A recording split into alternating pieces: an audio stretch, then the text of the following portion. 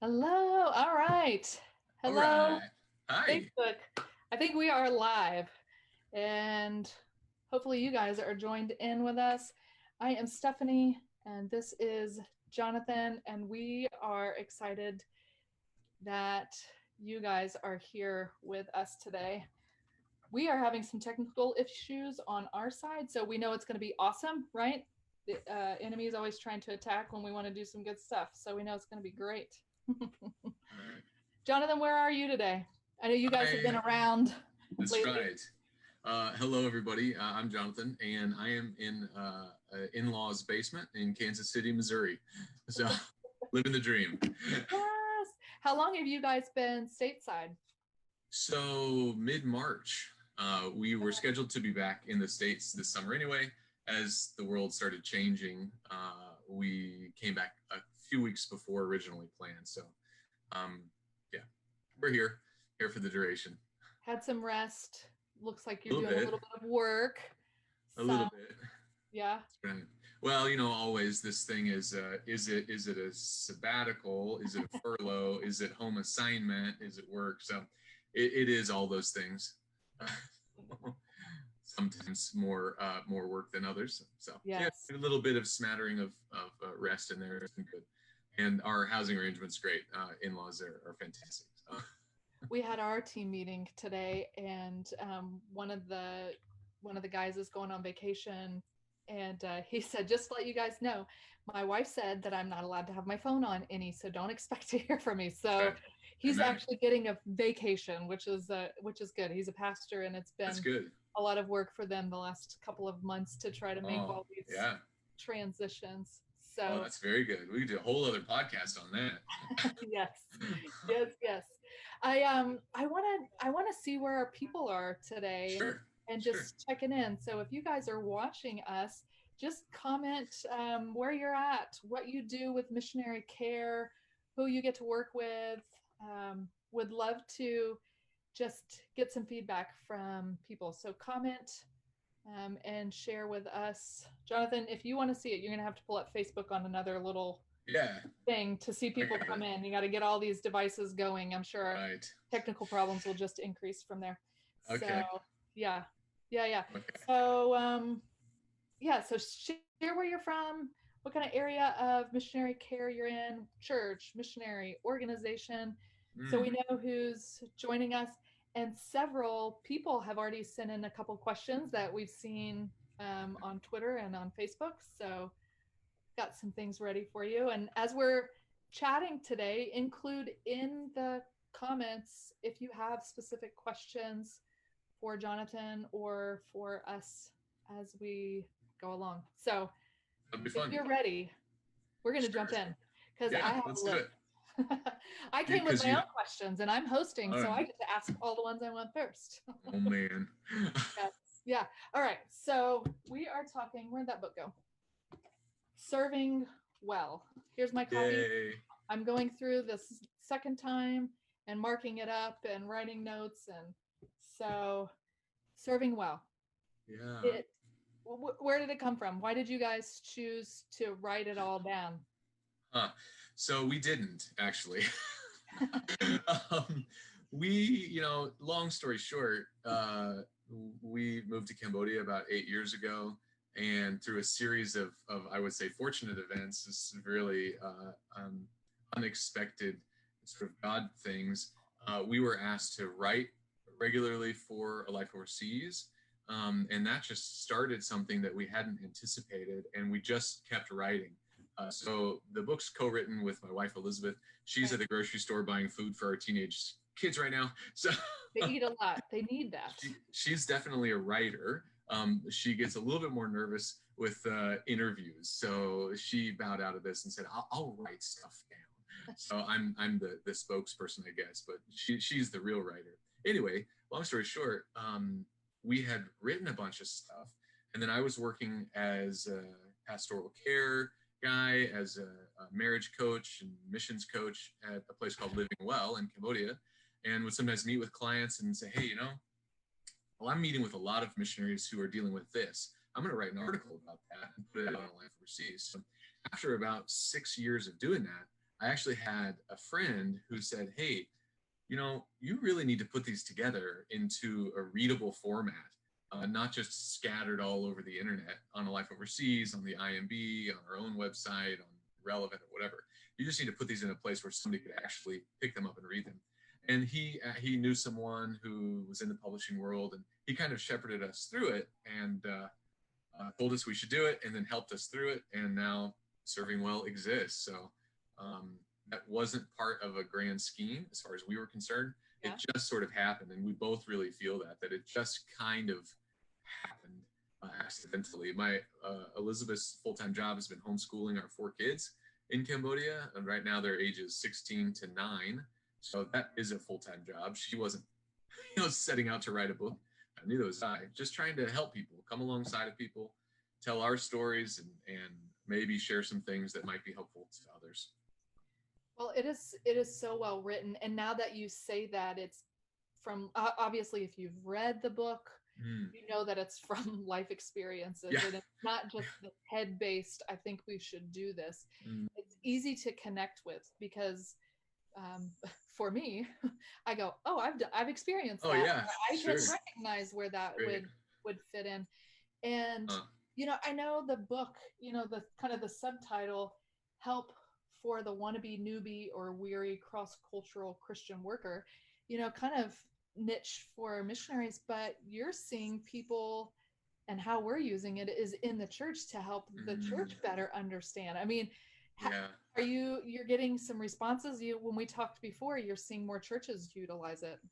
Yeah, we have, and we've seen some universities start using it too in preparing sort of missions classes or intercultural service classes. And on the church side, again, that was something that we just tried to do the next thing, and we did not foresee that as a possibility, but super exciting.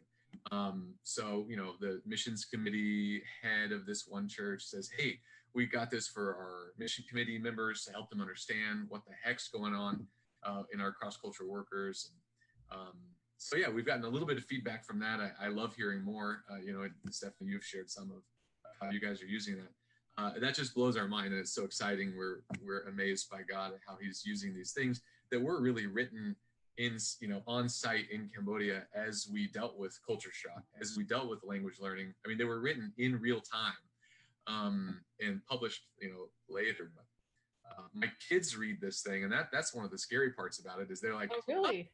We didn't know you were crying that first week, or they're like, oh, that's why you were crying. That's why you were bawling your eyes out in the corner.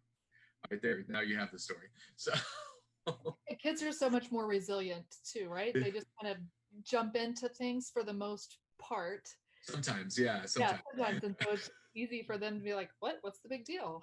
Right. And our kids were pretty little when we moved overseas, so they definitely had their grief and their loss. And as the book talks about, a lot of third culture kids experience more grief and loss as they get older, actually, and maybe return to their passport country. But yeah, it's been fun for our kids to pick it up and read it and say, oh, yeah, that's what was going on. And as we're reading as an organization that works kind of between the two, we heavily work with churches. We're reading through it. So I was telling you earlier, I read through it at the beginning of the year, and then I went, our team really needs to read through this so we can better relate to our missionaries that we work with, but then also share these things with our churches. So we're going, we're going through, and literally we've got a spreadsheet, and we're talking about what kind of conversations could we have with churches that will just help them better understand and dig into the emotional, mental, spiritual support workers need. Wow. So I picked up the book the beginning of the year, end of the year, beginning of this year. Okay. And it was on That was like 17 years ago. The beginning of the year. That's like a long time ago. 2020. Oh my goodness. Black. It was on a list, right? It was on a suggested book of reading, and I thought, okay, I'm gonna pick this up to just freshen up on some of my mission life since we've been back in the States for a little bit. And I read through it rather quickly. And I will tell you, I went from one end of the spectrum to the other. I laughed. I definitely cried. Huh. I had some memories that I had, kind of forgotten about and going, Sure. oh my goodness, yes, I had those. Huh. So one was Elizabeth wrote about towards the beginning of the book where she was opening the door for the student she was tutoring, and a neighbor kid comes in and pokes her belly. Oh, okay. Yeah, and she's like, "What in the world?" I've Right. had that. I had somebody who would grab my fat, and I'm like, Right. "What in the world is Right. going on?" Right. And I'm like trying to always put bags around when I'd see them coming, and it just Right. I laughed, definitely cried, and I had some good memories. So I was Mm, grateful to reintroduce this to our team to great. go through. So in one Huh. part of the book, you wrote, "I'm knee deep in missionary transitions." Okay. And we're always in transition. You're in transition. We're going to talk Yeah. about that. Sure. um, and why is that important for churches to understand Mm, transitions for missionaries? So there's a yeah. couple when I think transitions of work, location, things like that. But then I also Right. think of stages of singleness to married, kids, Mm. leader. There's so many different transitions. Why is it important for our churches to recognize and see and walk alongside of Mm. us in these times? Yeah, that's a $1 million question, and I'm going to get to it. I want to back up just a second and say one of the things we've heard from people that again was an unexpected blessing of the book is that we both wrote it. So like you just mentioned a couple stories, one that comes from Elizabeth and one that comes from me, and we both noticed this in the world of online writing. It's either a man who is writing about his experience, and most often, for whatever reason, most often that tends towards the theological or missiological side of things. Mm-hmm. And if there's a woman who's writing online, oftentimes that's on the family, marriage, relational side of things. And I'm not saying that's right or wrong. I'm just saying that's what we've observed. Mm-hmm. And as part of somebody who's located stateside or who's on the sending side, seeing both of us process it, because my wife and I are very different people, of course, and watching both of us process, that's one of the things I loved about the fact that Elizabeth wrote, is I would get insights into her, oh, that's an inner world that's happening that I didn't necessarily know. But anyway, I just wanted to mention that as well for the stateside folks, that you're watching both a man and a woman, a husband and a wife, process this stuff. Um, Mom and a dad, friends and all these things. In the same sections, there'll be articles on or chapters from both of us. Right. And again, coming back to the transition, why is this so important? It's so individual. So the way I do transition is different than the way that my wife does transition. It's different than the way my children do transition. And one of the things I think that complicates it for cross-cultural workers is that if there is a transition, like we're in the middle of transitioning back to the States, some complications, passport complications, visa complications, all this kind of stuff, we're transitioning back. And what people need to realize is that for somebody like us who's in the middle of this, what you're losing in a transition is not just a job or a house or a set of friends or your spiritual community or your church. You're losing all of those things at the same time, on top of switching cultures, which is its own thing. But so I mean, I suppose a person who transfers, from one side of the U.S. to the other is losing a lot of those things too. Their relational network, their all those things.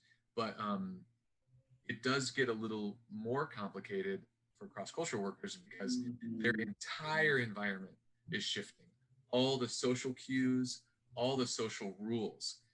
And that just is this background program that's running in your head that you don't have to think about it if I'm moving from Kansas City to St. Louis. Right.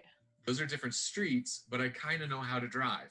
So, but if I come from Cambodia here, the driving is so different. It's so much faster. And I'm about to honk at everybody who's coming up to a stop sign because I'm not sure, are they going to stop or are they pulling out? All of that times a million is happening. plus the language differences, plus, my kids like, wait, are we not supposed to point with our finger in Cambodia, or is that an American rule? Or where do we stare? Is it allowed? Can you stare in Cambodia? Or can you stare in America? Like, I don't. So And there's not a those shift. There's not just oh, yeah, I'm jumping into a different box. They start right. to weave together. And so that's just 1,000 things that are operating in the background that you don't necessarily see if you're watching a cross-cultural worker in the States. You don't necessarily see that, but the differences are happening on the inside. I come to a McDonald's in the airport in Chicago, and I try to hand the lady the money with both hands because you always hand somebody money with both hands, and she looks at me like I'm a total moron. Like, what the heck? Because I'm like, offering her the cash. Like, good grief. So it's that exactly, which is, it's slightly embarrassing, but it's important for stateside people to know that kind of thing is happening over and over and over and over. And each little thing is, it's little, but it's like death by 1,000 cuts if you're not aware of it. So, I don't know if that answers your question, but that's a shot at it. Well, I can remember my first time I was given kind of like a personal tour guide for almost the first month. And when I'd moved to the Philippines, and she was wonderful and answered all my questions and was very kind and gentle to say, no, you don't do that. Or, and our missionaries need that coming back. Yeah. And we had some friends retire recently, and so I was asking her, did any of their organization or churches kind of help them walk through this transition? And she's like, no. And she goes, I'm trying to, the typical, there's so many options here. And right. And how do I know which one's the better one? I only had 3 where I came from before. That's right. And I need like a walking Yelp review with me to see what it is. And so those churches having those tight-knit relationships, not that they're going to know all of the things, but to walk alongside of you, to spend time with you, and to just, set aside some time to get in your head a little bit and oh gosh, this is going to be really tough for the Trotter. How could we help, soften the landing a little bit? There's one idea that I can't remember what book I read it in, but the concept that returning missionaries are often hidden immigrants. So they may have been, depending on how long they were outside, they look like they belong. So this would be the same for like my children. They've grown up in Cambodia. When they come back here and go to youth group or whatever, they for everybody who's just looking at them, they don't have an accent. I mean, they speak Midwestern, right? They look like they belong, like they've been raised here, but they're not. They're hidden immigrants. And if local churches can be aware of that, that's not a good or bad thing. It's just the way it is. They're hidden immigrants, and they don't understand. So I had this experience last week. I had to go mail a package at the post office. The U.S. postal system's pretty good, but I asked my mother-in-law, I'm like, so how do I do this, and how has it changed? And it was so fast. You go in and I hand over the package, and it's just like boom, boom, boom, boom, and it's done, and I'm like paid, and I'm walking out the door, and it's so disorienting because other places in the world, I know how to do it there because we lived in Cambodia for a long time, and things are just slower. It's just a different system. And the disorientation that comes from the speed, everyone's paying with stuff on their phone and all these things. Good grief. Yes. It's so fast. And that, again, can be as overwhelming. You're already running out of like RAM space in your brain. And these things are happening that, again, is because you're, in a way, a hidden immigrant. And that's not to diminish the immigrant's experience. Is to say there's a different type of hidden immigrant that you are for a time when you come back. Right. We're experiencing that now. Yeah. Just 1 second. Are we having technical stuff on that end? Everything looks okay on our end, but it looks like Facebook might be frozen a little bit. I don't know. It might just be. And it might just be my other computer. Here, all right. I can hear you okay. Okay, good. All right, we'll keep going then. Are you, as you're kind of seeing churches use serving well to better understand, what are some examples that you maybe have seen churches um, step up in their missionary care Mm. since you've been a missionary in the last 8 years? Maybe what was it like when you left, and did you see churches ramp up their care? Do you have any good examples you want to share with us of some of your churches that have loved on you or you've heard Sure. of? Yeah, and I'm well aware of the fact I wasn't involved in missionary care before we left, so my sample size is very, very small, um, of what I've directly experienced. But I do know that we had some very positive experiences, and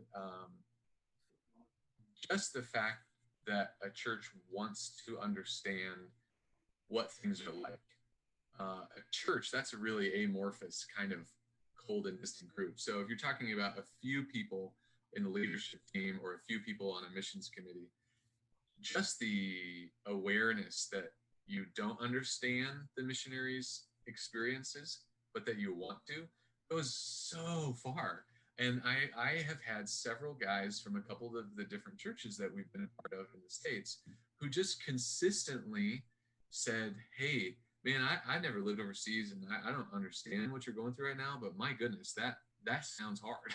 you know, that that's really simple, but it goes a long ways. And that is contrasted with the guy who's like, oh, yeah, I went on a trip to Haiti once for a week. I totally understand everything you're saying. It's like, you don't actually have a clue. So Yeah. if people in the States assume that they know everything about the cross-cultural experience, that shuts missionaries down because you're like, you don't. Maybe you really understood that missionary you supported in Guatemala, but that doesn't mean you have any understanding of what's going on in my life in Asia or whatever. Um, so we really benefited from folks who were aware of what they did not know. And I think Neil Perillo, of course, he's this Yeah. icon in our world. Um, our organization recommended that we buy serving as senders Mm-hmm. and give it to the missions committee at our church, and we did that. And they all said, "Oh, we don't know that much about sending workers. You need to read this book." And they did, and it really helped. And we knew that they cared about us. And they weren't just wondering how many widgets we were going to produce or how many baptisms we were going to produce. They really cared about us as individuals, as a family, and they cared about the Cambodian people. But it wasn't about like a performance. Right. It For wasn't just an exchange. It really wasn't, and that's hard to quantify, but that goes a long ways for missionaries. We've seen that when our churches have those stronger relationships, the investment from both sides, Yeah. that it's not just beneficial to the missionary, but the Oh, right. churches really get Right. excited because they go, well, it's not just the Trotters that are serving in Cambodia, but we're a part of it. Oh, yeah. We're there praying with them. We're there planning with them. We're there helping them get through Mm, the process or the transition or this new phase of yeah. ministry. And you know in and we're there with them beyond just that 1 week trip. Yeah. We're consistently there with them, and it gets exciting. We have Yeah. churches that say, I was a little skeptical about this whole relationship thing and really digging in. And we just encourage them, like you're saying, get to know them, get Yeah. to know the people group that they serve, because your Sure. heart will change. Your Right. heart will, you'll kind of understand why they say that or do that, or why Mm-hmm. they have so much compassion for the Cambodian people or whatever people it is that they're Right. serving around. Because Yeah. we started praying for the people groups as Okay. well, Yeah. Yeah. and strengthening all of the relationship. Right. And I think And that missionaries can play a huge role in that too, in sort of shirking this old idea that you got to kind of be standoffish. And I've sensed that in a lot of folks that there's this antagonism that's kind of built in between the missionaries and the sinners, and that's just really I understand where it comes from sometimes, but to recognize that I want to pour into the senders as well as the cross cultural worker. I can I can offer things to them and bless them. I don't just want to receive from them. I'm very grateful for receiving from them always. I usually end our newsletters with like, "Thank you for sending and thank you for praying." Yeah. This is we're all in this together, and that's just the truth of it. So I wanted to ask you about the don't forget the Psalms. oh, okay. Yeah, our I think all of us, I'm just going to put a general term, all of us have difficulties maybe understanding, processing, sharing emotions. Yeah. Were you born with it? Did it take some time to develop for you and Elizabeth? Um, because in your book, you guys do a great job of describing them so we can see them and feel them with you. Yeah. And I love that chapter of using the Psalms to help you. How did you transition into this place? I mean, you've had a you weren't always into missionary care and counseling. You know, you're in the medical field, so you've had some type of compassion, a little bit. You know, how did you guys come to this place where you were open and honest and sharing and describing and processing? Um. Wow. Was that So a big question?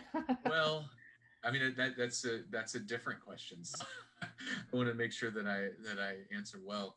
Um, I will be forever indebted to my parents in this regard, particularly my dad.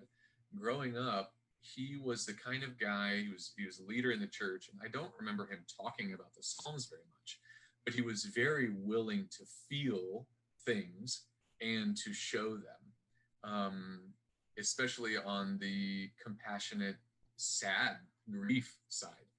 Um, and you know, I one of my sisters died when I was, I think, 6 years old. So of course my mom and dad went through the loss of a child. She was born very ill and lived about a month. I think that had a big part to play. So I grew up watching my dad stand in front of a church and lead a prayer or give a devotional thought and cry. And it was just what I saw on the stage was also what I saw in my house. It wasn't a ruse. It wasn't to just garner attention. So that is a little bit just built into me, nature or nurture, whatever you want to call it. But also, our family, we when I was a child, we read the Psalms every morning as a family.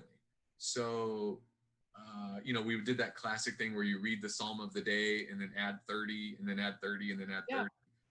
And we did that most days that I can recall, which means I probably read the Psalms or heard the Psalms read out loud, all of them, dozens and dozens of times through the course of my childhood.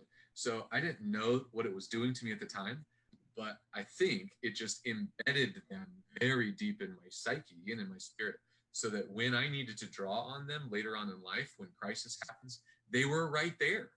Not because I worked hard at it, but they were just right there.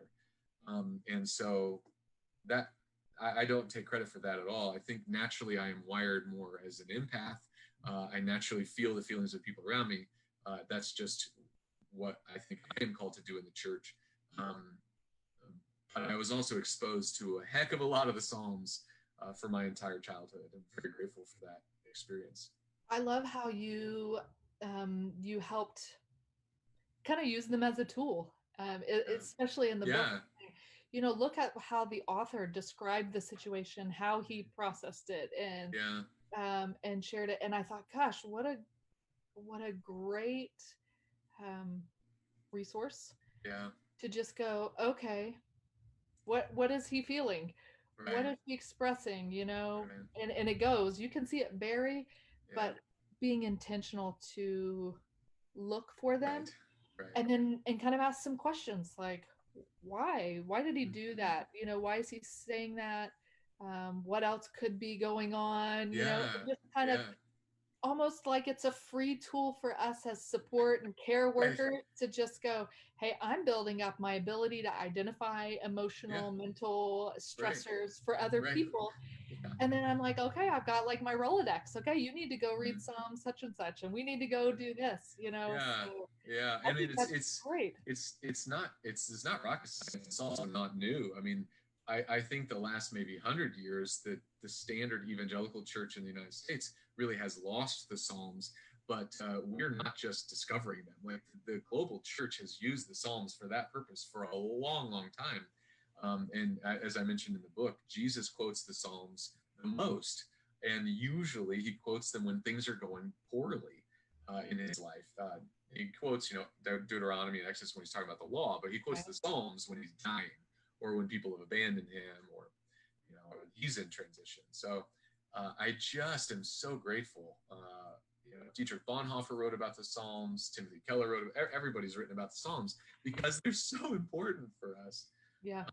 And I think it's a secular psychologist who wrote once, pain is language shattering. That when somebody's in deep, deep pain, they often are very silent. And in a pastoral care role, that somebody's really getting in touch with really core pain when they really go silent.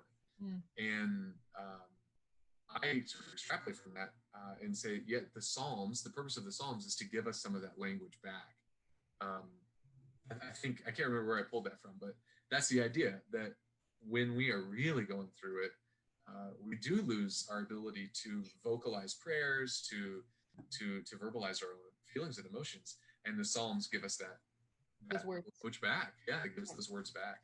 I mean, what better prayer to pray than the God's words himself, that he's Right. given to his Yeah. children. And so I'm like, gosh, this is Yeah. easy. I don't have to, Yeah. I don't have to try Right. to come up with it. Right. I'm just Right. going to pray it back what he already wrote down. And Right. so, yeah, Mhm. I was sharing with you as a part of another group, the last couple years have really started digging into the Psalms and just how the Holy Spirit always, I mean, I'm going to be as bold to make a statement of Yeah. a statistic, 100% here. The Holy Spirit's always going to confirm those emotions, in his character, right? Sure. He's healer. He's our comfort. He sees us, right? So those emotions that we see described in the Psalms, if we look in the rest of his word, he backs them up with I see you, I hear you, Right. I feel you, I know you, I love you, whatever those hurts are, he's like, nope, I'm here for all of those. Yeah. All of those. So there's always that emotional, mental, pain and feeling that we go through. But the Psalms and yet the rest of Scripture comes and says, and God stands in those gaps. God stands in those feelings.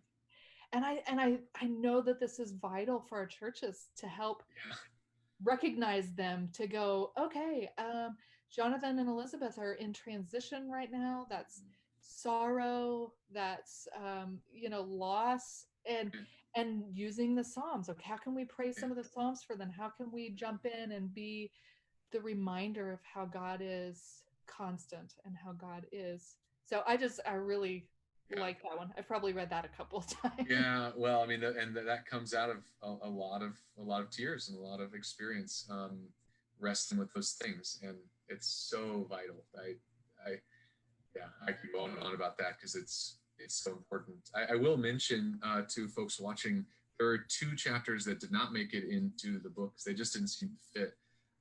That are a little bit more about how do you take the Psalms and actually use them in like Discovery Bible or small group studies with specific questions or a list of questions combined with like hand motions and stuff. So if anybody's interested, if you search my name or trotters41.com and search adding what's missing, you should be able to find two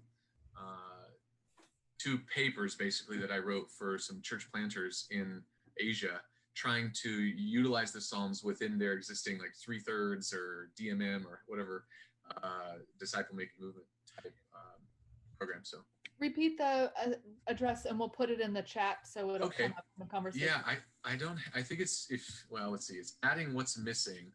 Okay. And that's at trotters41.com. Adding what's missing. Okay, we'll put that in the conversation here so Yeah. people will be able to access it. Perfect. Now, everyone's sitting on the edge of their seats. You guys are in a big transition right now. Yeah. And came home and we'll say get to stay home, right? My mom always said you don't have to, you get to, right? Well, yeah.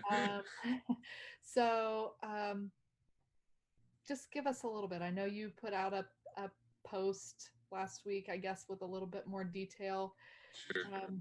You were in Cambodia, and now what is your life looking like in the near future? Right. The short version, is we've been in Cambodia for 8 years, and we were planning to be there another 2 years. Our oldest was going to be graduating from high school at that time. We were going to take a year. We had it all planned out. It was just going to be perfect. We were going to go back to the States for a year. We were going to do like missionary in residence thing at a Christian college, have some time to reassess and see what God might have for us next. And COVID-19 happened, 2020 happened, and we've got passport issues. So several of our kids' passports expire somewhat soon, which is not normally a problem, except that the State Department's been closed down for a long time.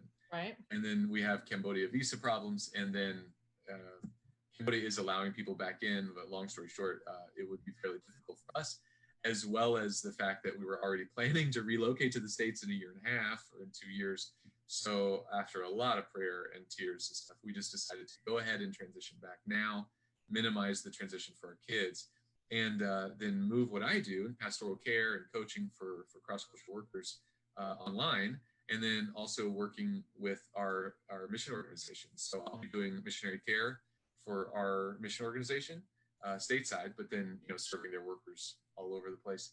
And then I launched seeingtheheartsofthehurting.com, which is kind of just a portal for people who maybe have not been aware of who I am or what I do, that I'll be accepting clients in September just to do the same thing that I do with our organization. So it's all that will be for free. It's just, that's what I love to do. And I used to do it in Cambodia, and I'm sad I won't be able to do it there anymore, at least for the time being. But we'll be going mobile. Yeah. And hopefully those will open up some doors you didn't expect, and we'll see what happens for more people. So in transition, a lot of our churches missionaries are in transition. Okay, a lot of our churches are in transition, right? Sure, absolutely. And now we're adding the missionaries that they need to be caring for and checking in on. What can churches do during this time? I mean, what would you need from a church? What do you need from a church during this time of transition? Well, we've received some emails from individuals, and a church could do this too, that have said something like, "We see you. Wow, we can't imagine. This is really disorienting for your family. We are here for you. We're not going to drop you. We're not going to, we're." So that's a logistical, really big thing. Sometimes churches see the missionaries as sort of like, that's like a slush fund. If things get tight for the church, we'll just kind of take away some from the missionaries. That's just super damaging and really, really, that's hard. I understand churches have their own financial issues that they're trying to deal with, but we have heard from folks that have said, "We're here for you. We care about you. We're not going anywhere." And that sense of security is huge in the middle of all the craziness that's going on. To hear from some folks, it could be like worth gold if it's from a church that says, "Hey, we know this is crazy. We're here for you. If you're going to be transitioning to something else, we want to help you in the transition period. Let's talk about what that needs to look like." I don't think it's reasonable for a missionary to think a church is going to support them in the States for a year while they do nothing. That's not what I'm talking about. But to have that conversation that says, "Hey, how can we do this well? How can we support you well in the middle of all this?" That's huge and really necessary and vital, because nobody's signed up for this. So Yeah, I'm always encouraged when people, even just like 2 sentences, respond to our emails and our updates. Yeah. Like you're saying, I see Yeah. you. I Yeah. see you, I hear you. Right. And just we're praying for you. And at first I was like, well, Yeah. they didn't read a whole lot, but then I'm going, oh my goodness, they did. They really Yeah. they took the time to Yeah. hit reply and do because they care. I mean, it doesn't Mm. require a book or anything like that in No. response, No. but the fact that they're communicating, the fact that they're checking in is huge. Yeah. And like you're saying, we don't always have all of the answers, but No. knowing that people will walk through it with us is comforting. And I think Well, that goes and on the front end too of transitioning to new places, because we sure. need somebody to hold our hand Oh yeah, totally. as we're trying to figure this out. I always say, I pray that my first team that I was working with like forgets just about everything that I said, They're Yeah. not just like, oh my gosh, I can't believe I did that. I still have nightmares. Yeah. But I think if I could have just had somebody give me a little bit of insight into Mm. transitions with teams, leading, volunteering, culture, Sure. more than just a book. Right. Um, Right. yeah, it would have been helpful. What were you going to say? I don't know. Okay. It'll come back. It'll come. Yeah. Um, yeah. I mean, people underestimate or overestimate, I think, how much it'll take. It really doesn't take much. Just like you're saying, the one or two lines back that says, "Whoa, I hear what you're saying, and I'm praying for you." That's what I was going to say. The story in Genesis 16, I think, is so vital and it's so simple. Hagar, I think it's Genesis 16. She's out in the wilderness. She's scared. She's going through a lot of transition. She's running away from an abusive situation. I mean, things are dangerous for her. It's scary. And the angel of the Lord shows up and asks her 2 questions. Yeah. Where have you come from? Where are you going? And I mean, there's of course more to the story, but if you look at it, at the end of the day, she says, I have seen the God who sees me, who gets me, who knows me. And that really is a gift that we can give people to say, where have you come from? Like, I care about your background. I care about your story. And where are you going? What are your plans? What are your hopes? What are your dreams? It's just a really simple way to help someone walk away from the relation or from the meeting and say, well, they see me. So yeah, that intentional caring. And I've heard it said, if you ask someone 3 questions about themselves, they'll be indebted to you because you care about them. Right.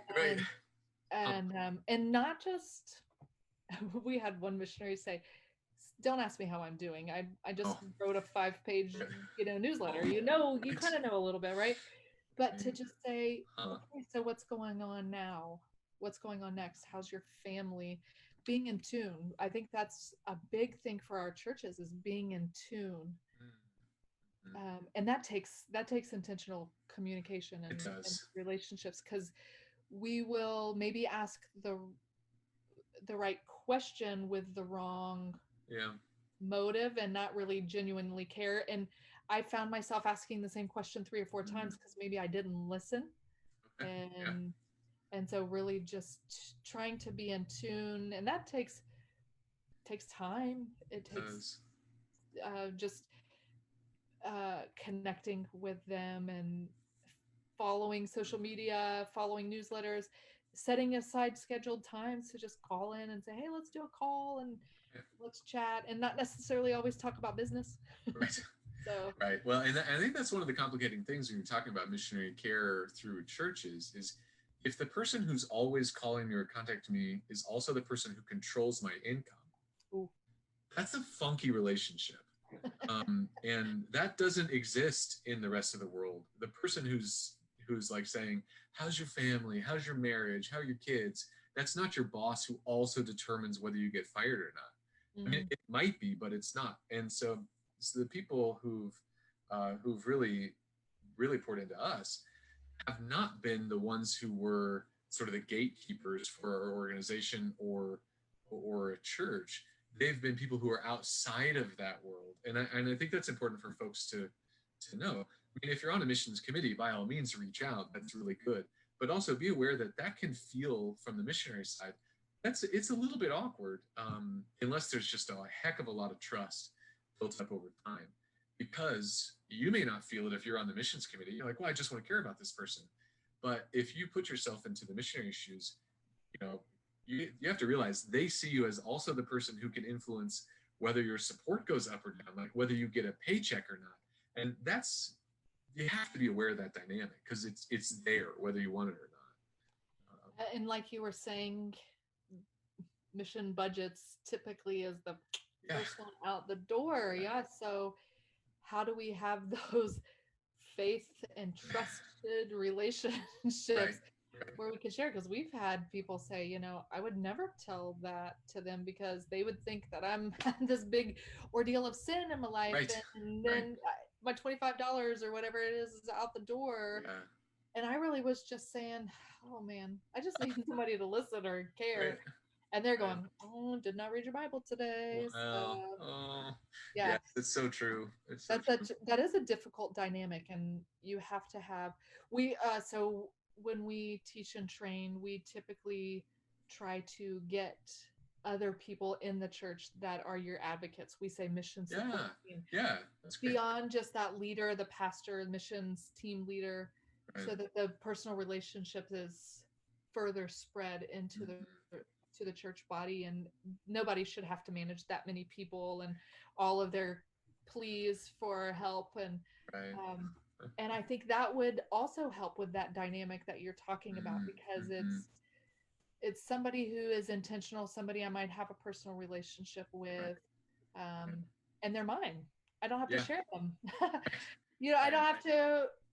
I don't have to worry about if somebody else's voice is louder, because I get that relationship with them, and they are in tune with other people in the church who they can invite to join into whatever the next step of ministry is with the missionary. I think that can be really healthy. Yeah. So that's always good. So you've mentioned a couple different resources, and I was very well prepared and had everything ready to go, but then we had this little mess up with the computers. Oh no. So tell me, somebody asked about resources. What resources have maybe been developed for from Serving Well? And you sent me a couple links. Could you give us those links so we can put them in the chat? Yeah. Somebody, I think, that asked a question: were there any trainings that have come out of this material, or anything besides just, hey, you should read the book? It's a great question. It's totally legitimate. There are a couple of things. I don't know if you're familiar with globaltrellis.com. Yeah. Which is sort of an upskilling website for cross-cultural workers. Amy Young, the leader of that site, she and I did a training on recalculating. Recalculating to Change is the name of it. So I think if you go to globaltrellis.com and then search their seminars for Recalculating to Change, there's something like a 45-minute, hour-long training, basically, where I'm walking through a lot of the material that is in the Recalculating to Change section of the book. Right. So I think it costs maybe $19 for the training. Once you do it, you've got it forever. So that's one where the material that's in the book has been sort of moved into like a training format. A long time ago, I also did online grief training with what was the website I sent you? It was Caliber, and then it was crosswired.com. I forget, it's been a little while now. Crosswired.com. Crosswired, yeah. This is you've got to pay for it. I don't get any money from it, but it helps them do their thing. And there is an online learning module about grief and loss that I narrate that. So a lot of the material in the book shows up in different ways in that training through Crosswired. So the other thing that's free and that might be helpful for people is a podcast. Elizabeth and I started a podcast called Trotters for One podcast. So you can access it through our website or iTunes or wherever. It's not real professional. It's just like the two of us sitting in a van talking. But I think one of the chapters of the book is on how to transition to the foreign field and not croak. So the one of the, I think it's episode 2 of that podcast is Elizabeth teaching through that material um, at a missions conference. So again, that's something.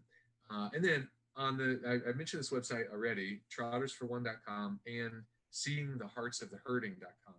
Both of those websites have a teaching videos tab, or like a resources and then teaching videos.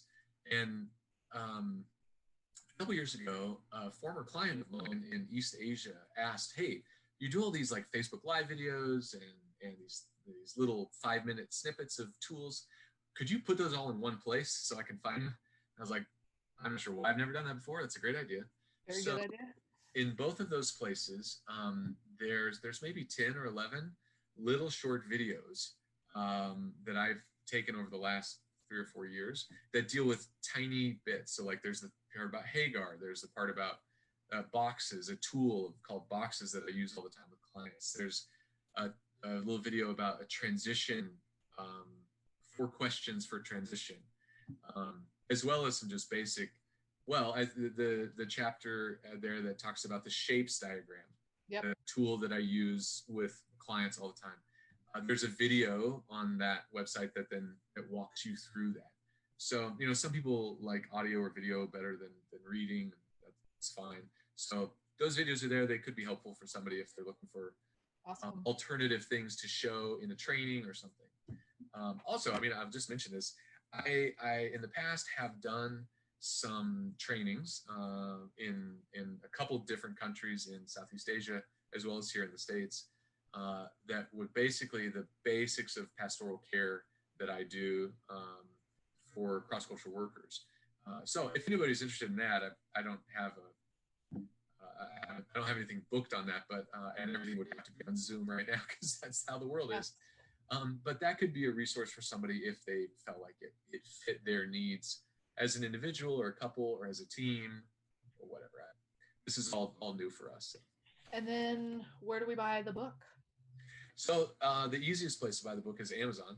Okay. It's a Kindle and print edition on Amazon. Yeah. So yeah, I'm just so excited that God's kind of taken this and is ministering to people. If you don't let the size scare you. It is 400 pages, right? But yes. I'm telling you, the chapters are like 2, maybe 3 pages long. Brian and I read it in the car on the way to on vacation the other day. Well, not all of it, yeah, but it's just this fun little bit to enjoy. It's not, when we say book, it's not this head knowledge kind of thing. It's very much personal. I feel like I'm sitting in your living room watching this kind of unfold, and I'm like, oh yeah, I remember the dust. I remember the dust having to sweep every day. Yeah. And I really, for those of you who are on here that are on mission support teams, that are on Barnabas teams, or whatever your church calls it or your organization calls it, if you don't have the book, this is such a great, it's just going to give you a little leg up to better understand what your missionaries are going through. But then also, the second time you read through it, start making those notes of, now what do we need to do with it? So don't just read it to hear their story per se, but there are so many great resource ideas and launchpad type moments in here that you go, you know what, our missionaries really need this. Our missionaries could benefit from this conversation. Our church needs to strengthen our missionary care. Our mission support team needs to read this together. And as we work with churches, that's our biggest desire, especially right now. You guys know we've really been heavy on missionary care over the last couple of months. The calls that we've had with Jonathan, with Tripp, with Susan, with Miko, with our team, have all been helping your missionaries during this time of quick and chaotic transition that's ever changing. Missionary care has always been important, but right now the volatility, right? Everything is so volatile. that you go, oh my goodness, this needs a magnifying glass and a mega horn, right? We need to really focus in and do it loudly at the same time as we're doing it, because everybody, the reason we're called Here to There is because it's church to the nations. It's not just only the nations. It's needed in our church, right? So somebody in your church might not have had the dust storms and the people poking their belly or painting their plants, right? You might not have had that, but you might have had something else in this context, and you need somebody to wrap their arms around you and cry with you, point you in a good direction, lead you back to the Psalms, whatever it might be. It is very usable here in our everyday relationships, because it's just like you're saying, oh, Elroy, the God who sees. We need to see people. We need to see people with God's eyes and just pay attention. And love. So were you able to put those links up? We put a couple of the links up. We'll work on a couple more. We've got some resources as well. You guys are able to check out all of the conversations we've had in the last 3 months. We've been putting those on YouTube. So YouTube Here to Their Ministries. We'll put this one up as well once we get done. And so thank you for joining us. Did we have any questions? Anybody have any questions from the comments or the chats that we might have missed, Brian? All right. I think we've talked through most of what we've seen people share prior to. Okay, so you got to sum it all up. I'm going to give you here's the $1 million question, right? Most important message for the church in missionary care. Okay, I'm going to need a drink. Yeah. We'll give you a second to. You have this one moment in time, Jonathan. All right. Most important from you, yeah. Issue. If I could sit down with a missions committee or something and give them a message. This is the committee of all committees, and they answer. The rest of the other committees answer to this committee. Yep. Yeah, I probably asked to use the restroom. That's what they're. Okay, good. No, I love that question, and I think at this stage in our missionary career or whatever, and from all the stories that I've heard from people on the field in Cambodia and some of the global workers that I've met with, if I were sitting talking to this committee of all committees, I think one of the main things I would say would be, thank you so much. I mean, thank you so much. There is no way that the people that I work with, there's no way that I am able to do what I do without the local church in the States. I mean, if you're from the States, the local church, in our case, people who have sacrificed to give and to support. And I would say that loudly and as clearly as possible, for the purpose of being grateful, but also for the purpose of connecting you, this committee, to the global work, because we are on the same team. We are on the same side here, and we are trying to love people wherever we can find them. And maybe we were just called to go a little bit farther down the road, as one of those chapters states. So I don't know if that sounds good or not, but it's what I would say is thank you so much for caring. Maybe that's like an old Ray Boltz song. Thank you for giving. but really, I would say it. That's what I would. We'll do that up for closing. Don't give up, because it. I think so many times churches go from the really hot thing to the next hot thing, and global work is much slower than we are used to, and that doesn't mean that your workers are failing. It means that the work is hard, and it is often slower than you think it should be. So I could go on, but that would be the main things I would say. We often neglect to help our churches see how important they are. Yeah. And we are grateful for their financial support and their prayer support, right? but you're right. We cannot do it without them. We cannot do it. I mean, this is an us thing. It's not a you and them. It's a Right. we, it's an us. Right. And just helping them better see how they're a part of the bigger picture, and to not just minimize, okay, well, you give and you pray. Thank you, thank you, thank you. But Right. you stand behind us. We know that you're not going to leave us.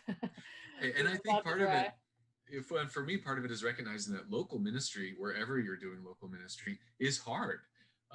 So we were involved in youth ministry here in the States for about 10 years before moving overseas. And that can be a grind as well. And I would hate to lose that awareness. It's different. There's not the cross-cultural component usually, which is legitimate, but still, it's hard. Leading people, serving people, if you're actually doing it, is really hard. And it's fulfilling, and it's rewarding, and it's messy, and it's fantastic, and it's terrible, and it's all those things. Yeah, it's all the Psalms, right? You know, all those things. That's right. Yes. Yes. Well, we want to say thank you for those of you who've joined us today for this conversation. Jonathan, I'm so glad that we got connected, and grateful that you and Elizabeth wrote this book, and all of the personal insight to your lives. That's a lot to put out there for the rest of the world to see, but we're grateful that you did it, and that we can kind of join you, and also help us better join our other missionaries that we work with and support. So, well, amen. Thank you. God has been faithful even when we didn't know it or couldn't predict it. And I just want to mention, since this is a little ironic, this room that we're in here, the basement of my in-laws' house, that's really where this was organized. 2 years ago, we were home on furlough and printed out all these chapters, all different types, and laid them out on this bed here in all these stacks to say, how do we organize this book? And you mentioned the bite-sized chapters and the sections. That all happened right here in this room. We're like, there should be a section on like transition. There should be a section on grieving well. There should be a section on returning well. That all got sort of collated here. So there you go. Yeah. And I wanted to mention that for those of you who don't have your book yet, Amazon, Serving Well, Trotters, the sections are preparing well. We didn't talk about that. Preparing well. How do you get your missionaries?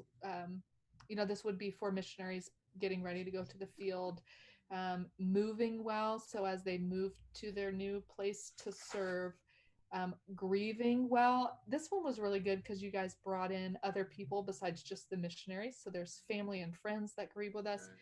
Taking care of your heart well, so that emotional side, understanding, taking care of your marriage well, right? When that thing doesn't thrive, everything else just goes out the door, right? You've got to have a healthy, strong, thriving marriages and families. The next children well, working well with yourself and others. We have people ask us all the time, hey, can you help us with our teams? Especially international teams, not all from the same context. Anticipating well what could possibly happen, recalculating well. Oh my goodness, I feel like this is that constant spin right on the computer that's just everything is always in reload. Communicating well, and especially returning well. I've been needing to reread that section. Where's that wait, what did I say in returning well? Yes. So you guys run to Amazon and grab your books. Follow the Trotters on all of their platforms. Read the blogs. Life Overseas, you guys show up quite a bit there, and then also with this new endeavor. So reach out to either us here to there or Jonathan for that personal coaching for your churches and your missionaries. Great. We're grateful. Thanks for hanging out with us today. Well, thank you so much, Stephanie. It was a pleasure to get to know you a little bit better, and Godspeed in all that you do as well. All right. We'll look forward to seeing what happens next. All right. See you later, everybody. Bye.